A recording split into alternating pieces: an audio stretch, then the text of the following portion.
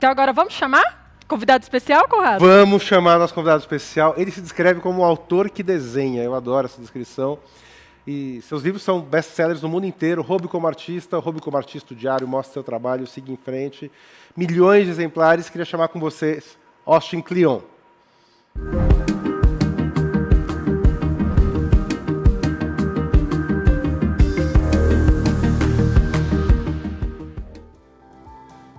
Hi, Austin. How are you? I'm great. I'm happy to be here. Is it too late for you? It's a little early. It's early in the morning. So thank you a lot. I mean, it's going to be great to start this event listening to you, not only about Still Like an Artist, but your view on learning. So we are very happy and honored to be you in the beginning of our From Control to Culture Festival. And I have a surprise for you. I have a neighbor for you here on the stage with me. Hey, Austin, how are you? I'm great. How are you? I am good. I am your neighbor. I'm so excited to be here with you. One, because your book, amazing. No words to describe it. I'm so excited after I finish. And two, I'm the most Brazilian Austinian you're going to meet. Like, what I'm missing here, just my cowboy boots, man. I'm also, like, from Austin. Or I live in Austin, or my heart belongs to Austin, whatever you want to call. But I'm super excited to have you here, interview you. By far, I can tell that you have the coolest background anyone will have presenting today and tomorrow. Don't you agree? I agree. Conrado? Completely. Yeah. Very cool. And really quick to Austin, before we started, we want to make sure that we are including, being very inclusive for blind people that are watching us. So I want to ask you to describe yourself. I'll give you an example. Before I start talking, I said, I'm Deb. I'm taller than Conrado. You don't have to say that, but I am. I'm tall, I'm white, I have dark hair, I have brown eyes. So if you can, before you start talking, just describe yourself, the scenario that you're at. I think it'd be awesome too. Okay. I am an old bearded white guy. And I'm here in my studio in Austin, Texas. Behind me is a piano. And a bookshelf, because those are my two great loves, music and books. So I'm excited to be talking to you from the comfort of my studio today. And I think I'll just get right into it. So if we can pull up those slides, I think we'll, what I would like to start by is to show you about 10 years ago, I got known for doing this very particular style of poetry. And hopefully you can see it up here on the screen. So let's see. So what I do is I take an article from the New York Times and I make a couple of boxes around words that pop out of me. And then I start connecting those words into little funny phrases or sayings. And then when I'm done, I black out everything I don't need. This is what it looks like when I'm done. It sort of looks like if the CIA did haiku. Since we were just talking about Texas, here's since we were just talking about Texas, this one is about Texas. In Texas, there is nothing but Texas. I think are the slides, are you running the slides from your end now, or am I behind? I'm very confused about what's happening. Let's see here.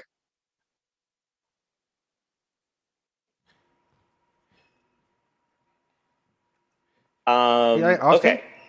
Yes. Hi. Yeah. No, are you?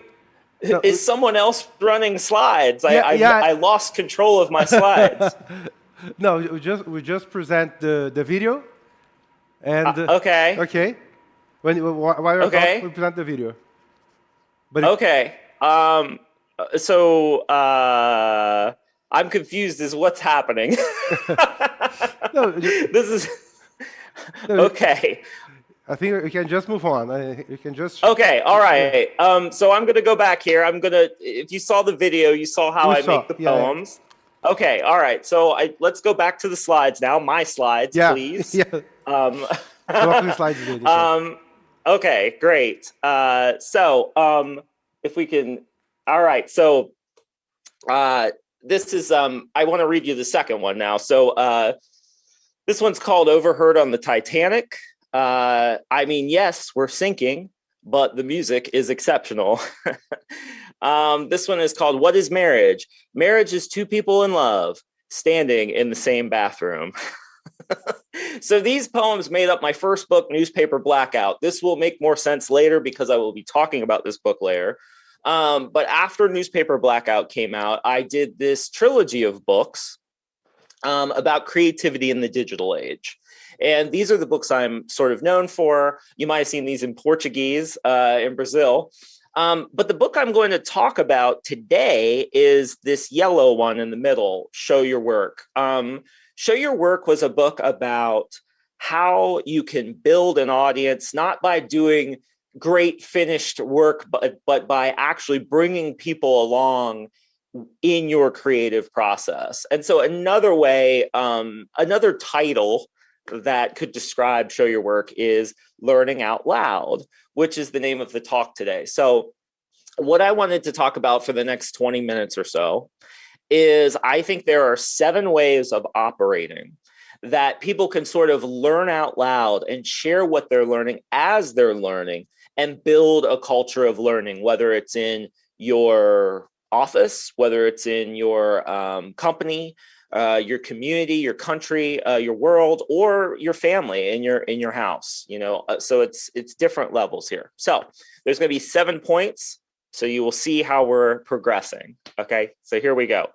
Number 1, you don't have to be a genius. When we're talking about learning and creative work in particular, we tend to talk about genius a lot. Genius is the sort of cartoon version of creativity that a lot of us get. And in this story of creativity, there are special people in the world, creatives, that do this very important work. So you have geniuses who are on top. They rise above everyone else. And the genius has some sort of special connection to their talents or God or the muse or whatever. And they channel this special force through their efforts, and then they just give it all to the rest of us. And the rest of us are down here, and the genius is up here, and we receive what the genius gives us. And we're supposed to just be a passive audience. This is a very lonely story about creativity. It's lonely for the people who make the work, and then it's lonely for the people who receive the work. I think there's a healthier way of thinking about creative work and learning that comes to us from the musician Brian Eno. And what Brian Eno says is that there is something called scenius. Now, scenius is the collective form of genius. What scenius is it's a retelling of the story of creativity. Instead of great geniuses that sort of like exist above everyone else, most great creative work happens from a person who is situated in a rich network of other people and other minds. And if you look at a lot of the great creative work throughout history, it came forth because there was a whole group of people who were stealing and sharing with each other. And the reason I love this model of scenius is because it makes room in the story of creativity for all of us. All of us have a part to play in making good work, in doing more creative things, if we rely on a scenius model. Because you might not be the person on stage, but you might be the person behind, backstage, who's helping it happen, or you might be playing a different role, depending on, it doesn't matter what your job title is, you have a role to play in the work that's being done. So if you think about it another way, Genius is an ego system, ego, ego. So it's about important people doing important things. Whereas genius is more like an ecosystem. It's more like nature. It's a whole system of people working together to do interesting work. And so my advice to everyone, if you take one thing away from my talk today, is to forget about genius. Forget about being the special person. Oh, I'm not good enough to do creative work. Forget about genius, think about genius. Because if you could think about how to create a rich network of people, that is what brings forth better learning and more creativity. So forget genius, think genius. Number 2, think process, not product. So let's talk about work for a minute. If an artist, I'm going to talk about art because I'm an artist, but you could substitute any kind of work for this kind of talk. If an artist talks about their work, they could be talking about one or two things. There is the artwork.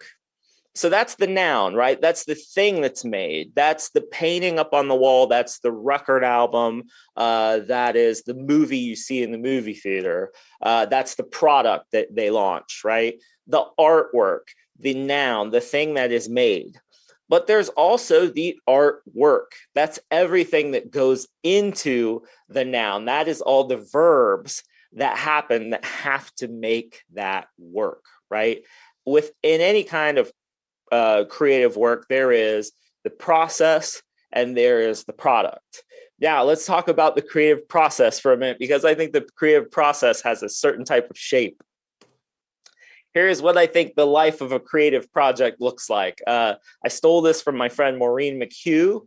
She is a writer. I think every great project starts with a great idea, right? This is the best idea ever.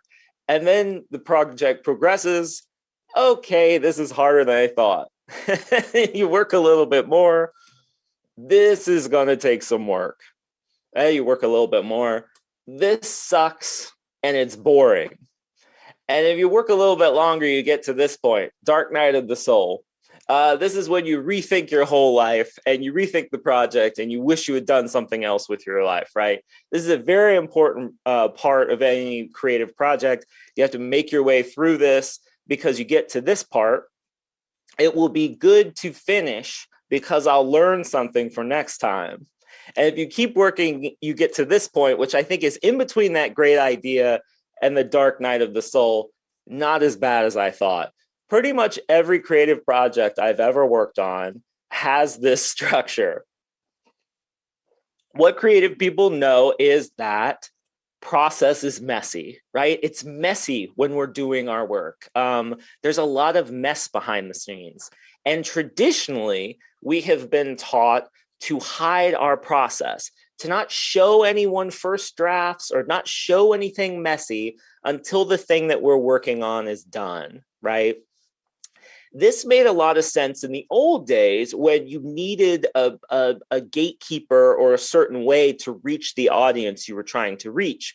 But we live in a new world now where anyone has the opportunity to share anything with anybody else. Okay, so as an individual creator, I can, if I'm working on something, I can get on social media right now and broadcast it to the world if I want to. So we have new opportunities to share the creative process with anyone and with the people that we're trying to reach. So I would recommend to you, I think the magic of the people that I think are really on the cutting edge of doing great work is that they take people behind the scenes. I think we live in a day and age now in which people love to see the process that happens behind the products that they love. They love to see the process behind the art that people make for them. They're longing to be part of the creative process. And if you bring people into your process and you show it to them, the other thing that happens is that they see all the work that went into the thing. And when people see the work that goes into a product, when they see the work that goes into the process, they value the product even more. And so I think the first step to taking people behind the scenes is to become a documentarian of what you do. To start keeping a list, try for a week or so, start writing down everything that you do in your day-to-day life, what you're learning, the tools that you use, what kind of techniques you have. Make a list of all these things, because these things can be little bits and pieces that you can share with others later, but you have to know your work and what you actually do and what goes into it before you can start sharing that work with others. Number 3, something small every day gets big.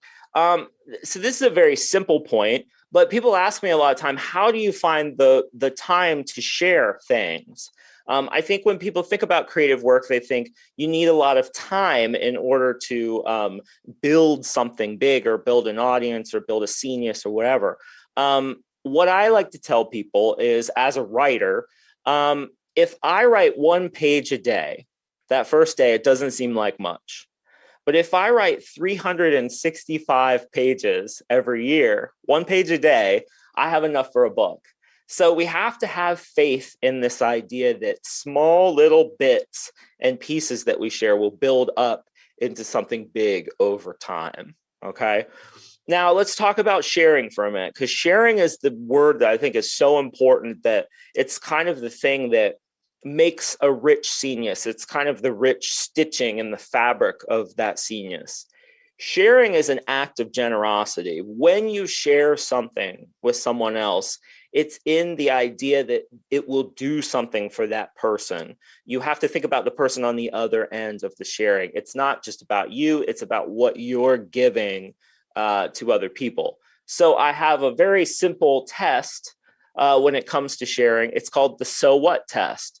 And when you're worried about what to share with other people, you put your work through the so what test. So the question at first is, should I share this? And you ask yourself, is it useful or is it interesting? And if the answer is yes, go ahead and share it. If the answer is no, toss it. If the answer is I don't know, save it for later. But always think that sharing is an act of generosity. You're taking the things that you have and you're giving them to others in the hopes that it will entertain them or educate them, help them learn along. So number 4, share the work of others. So one of the easiest ways to build connections and to create that scenius that we talked about in the beginning is to share the work of others. When we get started, there is this, especially when we're young and we're starting out, there's this enormous gap in between what we are and what we want to be. You know, we're starting out and our skills are rough and they're nascent and they're kind of, you know, we're down here, and then the people we look to are up here, you know, and getting there seems impossible. But I would like to suggest to you, before you have work of your own that you can share, to share the work of these people that you look up to. Because I think in the course of sharing the work that you look up to, it in itself is a kind of creative act, in that you are curating the things that you love and you're building your own creative identity and your identity as a learner. So as we all sort of know, nothing is completely original. That all the creative work we do builds on what came before, and every great idea is just a remix or a mashup of 1 or 2 previous ideas. So the more open we can be about our influence and the people that work, our influences and the people who are doing work that we admire, the better off we'll be. So don't be a hoarder. Don't keep your influence to yourself. Share the work of others. But when you share the work of others, look to your scenius. Look to the people doing interesting work and share that work and shine a spotlight on it. And when you share the work of others, always give credit. Credit is always due. Credit is it's not just what the thing is, it's who made it, when they made it, why we should care, how you found it, and where the people you're sharing with can find more things like it. Because what you're trying to do when you share the work of others is you're trying to give them a little gateway to discover the things that you love and be interested in them in the same ways that you are. So always credit. Number 5, tell good stories. one of the best ways to share our own work is to tell the story of how it was created and how it came to be. There's this idea that if you do good enough work, that the work can speak for itself, right? Work never speaks for itself. Someone has to speak for the work. There's usually someone, try going into a pitch meeting without speaking for the work, right? People have to be led through the story of a work and why it exists, because when people know why something exists, they value it more. Okay, so the best thing to do is to learn how good stories work. One of the best ways to learn how stories work is to read or listen to a lot of stories. There's an American writer named Kurt Vonnegut, and he thought that every story could be charted on a graph. So if you look at this graph on the screen, the x-axis, there's a beginning and an end to every story. And in every story, a character goes through good fortune and a character goes through bad fortune. So we're going to talk about a couple of stories real quick. The first story is what Kurt Vonnegut called man in hole. Okay, someone is going along, they get into trouble, and then they get back out of it again. So man in hole, man falls in hole, man gets out of it. It's a lot like the creative process that we talked about earlier. We have a great idea, we fall into the work, and then we dig ourselves back out of it. And this is Cinderella. So Cinderella starts very low. She's having a bad time. She gets a fairy godmother shows up, gives her some helpers, gives her a nice dress, gives her a carriage. She goes to the ball. She meets the prince. She dances with the prince, and then midnight strikes, and things are very bad again for Cinderella. But here comes the prince with the glass slipper, and things are happily ever after. This is Kafka's Metamorphosis. And in Kafka's world, things just get worse. So the point of Vonnegut's was that you study the shapes of stories so that you can fit your own stories into some of these shapes. So you have shapes and structures that you can rely on for your own stories. So listen to a lot of stories, steal from these stories, and then use them in your own stories. And remember, every pitch, a pitch is just a story with the ending cut off. You bring the client the inciting incident, you tell them the problem now, and then you give them, it's like a choose your own adventure. They get to choose how the story ends. Okay, so tell good stories. Number 6, teach what you know. So traditionally, creative people and artists, I think, have been hesitant to share their techniques and their expertise because they think they're creating competition. But I've always been really inspired by teaching artists. So there are 2 American personalities that always influenced me a lot. One was Bob Ross. He was a guy who on our public television taught people how to paint on his TV show. Martha Stewart is someone who taught people how to make their homes nicer and to cook and to create a home on TV. Now, both of these people, by sharing their expertise, they gathered an audience and then they made their fortunes selling supplies to their viewers. But I was always interested in this idea that you might as well be open about your creative process. So when my first book, Newspaper Blackout, came out, I found myself teaching blackout poetry to all of these. I taught it to students, I taught it to tech workers, to all sorts of people. And I love teaching. And what I discovered was people come up with such interesting poems on their own. I thought there should be a place that people could share their own blackout poetry that they had made. So I made this website, and this was 10 years ago. This was a while back, so it's no longer running, but it was called newspaperblackout.com. And at the height of its popularity, there were 150,000 readers a day, and we had submissions from all over the world. And the craziest thing happened. People sent the wildest poems to me, stuff beyond my own imagination. They took the technique that I had sort of popularized, and they sort of ran with it. So they sent me the craziest stuff. This is some of the stuff that people sent me. I wanted to point out to you, if you look down, there's a baseball card and someone's drawn a lamp on this person's head, and in English it says lamp underneath them. There's sheet music there. There's crazy, there's colors. People just came up with the wildest stuff. So I found myself learning from them. Here I had shared this technique and given a place for people to put stuff, and then they had put stuff there, and then I started learning from them. And then this really interesting thing happened where blackout poetry sort of went beyond my own work and outside of what I imagined, and it became its own thing. So if you go on Instagram right now and search the blackout poetry tag, there's thousands and thousands of posts of people doing their own blackout poetry. And then the blackout poetry sort of made its way out into the world. This is, if you look at these images, there's a Roger Waters of Pink Floyd. That's his album cover. And then on the right is the band U2, who sent a letter to their fans in blackout poetry. Blackout poetry actually made its way back into the New York Times. They use it as a visual element in some stories, and now they actually have they run a contest with teenagers to do blackout poetry using their own paper. And so, again, by me sharing this thing that I do, it's gone out into the world and it's become this own thing beyond me. And that's really the message I wanted to, that's really the other big message that I wanted to leave you with. And every teacher will tell you this. When you teach people how to do things, they will teach you in return.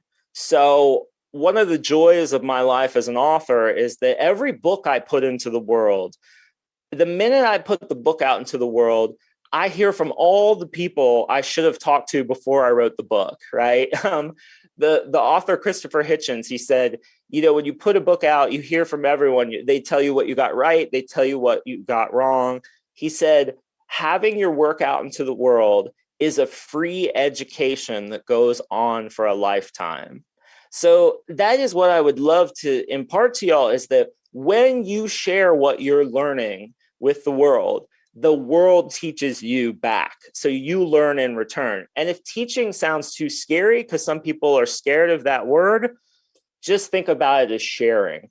Don't think about yourself as an expert or a teacher. Just think of yourself as a fellow student, and you're letting people look over your shoulder at the things that you're learning. Because when you share what you're learning, you learn in return. Okay? Number 7, and we made it. Always be a student. So I'm going to show you another blackout poem that I love. This one reads, to be a teacher and remain a student. This is the most important thing for a life of lifelong learning. We think that our careers are going to go like this, in a straight line, upwards and onwards, always a kind of progress. Nothing in nature goes in a straight line. Our lives actually, I think, resemble loops, as in, every time we start a project, we're on a new loop. And when we finish a project, what's next, right? We have to do another loop. And so if you can abandon your notion of mastery or expertise, forget about being a great master or a great teacher or anything like that. Think about yourself as a perpetual student, as someone who's always going to go on this kind of loopy learning journey where you start out and you know nothing and you gain knowledge and then you come back again over and over again. And so ask yourself, I'll talk about this in my own personal life. So a lot of my life as a reader starts as my life as a reader. I have a flow chart for figuring out what books to write. First, if I want to read a book about something, I look for it. And if there's a book about it, I read it. And if there's not a book about the thing that I want to read about, I write it. You have to do the work that you want to see done in the world. So when you see a blank spot on the bookshelf, you have to fill it with your own works. And that's true of everything in our work and in our careers. This is an image. I think sometimes when we look at our sceniuses, when you build your network of people, you will see spots in the scenius that are open. Those are the spots that you can kind of jump into and fill with your own efforts. So if you insert yourself in the middle of these spots and then connect the people together that need to fill that space, that's one way to do your work. So if you see a work that hasn't been done, you can get your coworkers together to do that work, or you can build on the work of the people that you admire and do it with yourself. And then after you're done with that, find another space in the scenius, insert yourself and connect the people that need to be connected. This is one way to go through a career, and I think it's a very rewarding and rich way, is to find the open gaps in the scenius and fill them and make the connections that you can make. So instead of asking this question as you go along on your creative journey, instead of asking yourself, what should I do next? Ask yourself, what do I want to learn next? And think about yourself as going in a spiral, always returning to that being a student. If you do that, your creative life will stay rich and you will not stagnate, and you will have energy for the rest of your life as long as you live. And you'll be learning, because to learn, of course, is to be alive, is to keep growing. And you just to keep doing that and keep going. Thank you. That's what I got today.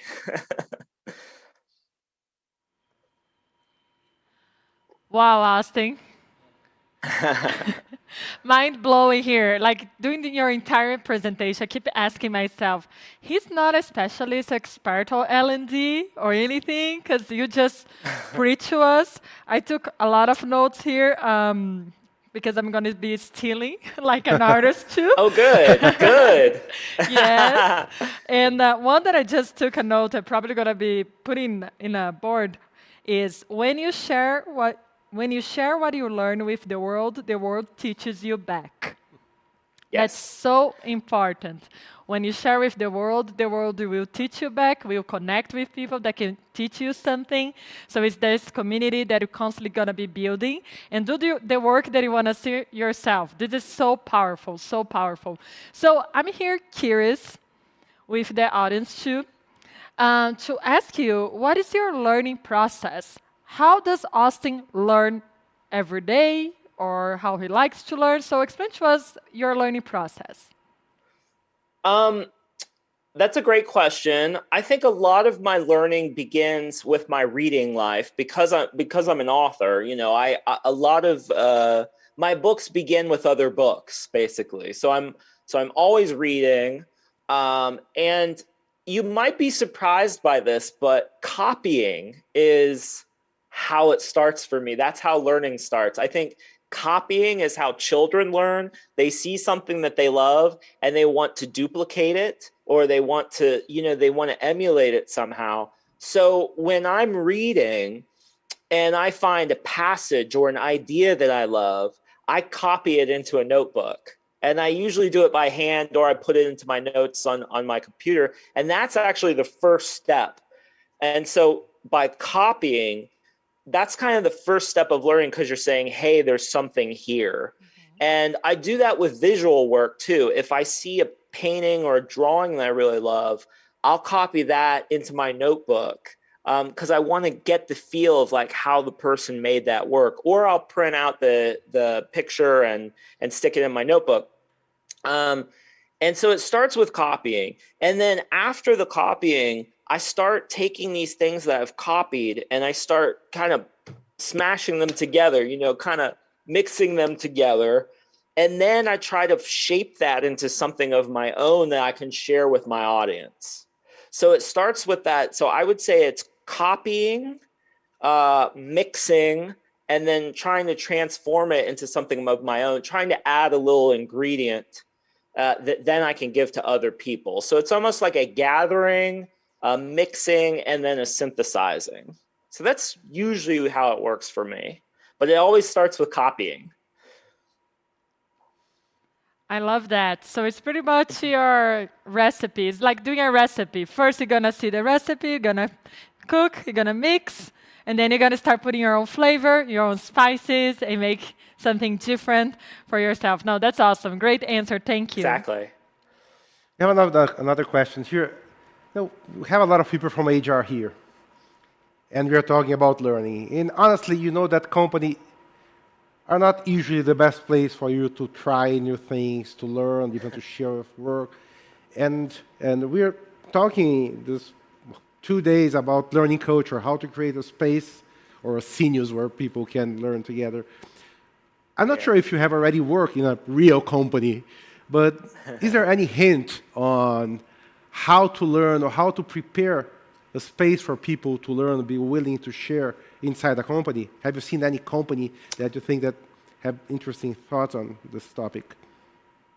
Well, I think there needs to be, I think unfortunately, for a company, a lot of this has to happen organically from the workers. You know, I think that a lot of these really great geniuses happen from the people. It doesn't come top down. You know, it comes from the people working together that make the really rich genius. But I do think a company could do a couple of things. You mentioned make space for the genius. So I think a company can do two things. One, they can set aside time in which people can have kind of a free period in which they can get together and gather and have a kind of informal arrangements. I also think that they can make space, that they can have good open spaces that people can, you know, use for their own, you know, whatever purpose it could be. The other thing I think, time, space, and materials. So I think if you can offer certain materials, you know, and it doesn't have to be anything fancy, whiteboards, you know, a room with things to write on and stuff to work with. I think that I get a lot of inspiration from working with my children. I don't actually teach them a lot or make them do things when we're in the house. I just give them the time, the space, and the materials, and then let them kind of work in certain, you know, places. So that's what I think a company can do. Make sure that there's time in a worker's day to informally meet with others, that there's space for them to do it in, and that there's materials available to them that they can do that kind of interfacing. Very good. I have a last question for you, and we just had a question about this. So everybody in the audience, you can make throughout the days, you can make the questions that you can do for the participant, for our speakers here. But I have one last question. We talk a lot here about life-wide learning. You have lifelong learning throughout your life, but life-wide learning when you use different fields of knowledge to learn. And you have a keyboard behind you, and you write and you draw, and you were hired with large companies all over the world to talk about business. So, as a final question, what's your view on learning, not only negotiation and public speaking and teamwork, but to have a broader perspective of the world as a way to keep learning? Gosh, I think for me, it's about curiosity. I think for me, if you want to learn things, the easiest thing to do is to just be curious about everything, to wonder what everything is. And I think that's actually something that you can work on throughout your life. Is you can train yourself to pay attention to very small things and to ask questions about them. So I really think it's curiosity. If you can turn yourself into a curious person, somebody who's always wondering why things are the way that they are or what they are, that curiosity helps you pay attention to the world. And that attention sort of keeps you alive and keeps you interested in lots of different things. So I think it's actually an attitude that you can cultivate for lifelong learning. This is very, very influenced by being a parent.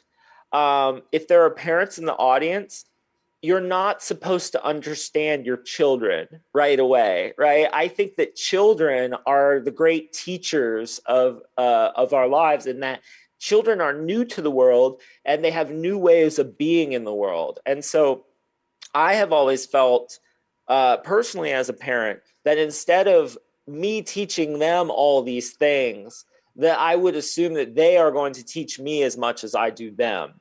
And so I have a term for myself. I am a curious elder. So I am a curious old person. In that my goal as I age is to listen to young people and to watch young people and have them sort of be my spies or my teachers in the world. Very good, Austin, and my admiration for you has just increased because you can read the future also. Because our next presentation is going to be about curiosity. We're going to share an amazing case from, so it's the best way for you to finish your participation here. We thank you a lot. It's always an inspiration, and I'm sure that a lot of people will start thinking in different ways about how to do their day-to-day jobs on learning and development. Deb? Wonderful. Thank you so much. Thank you. Thank Thank you, you. Austin. Bye-bye. Bye.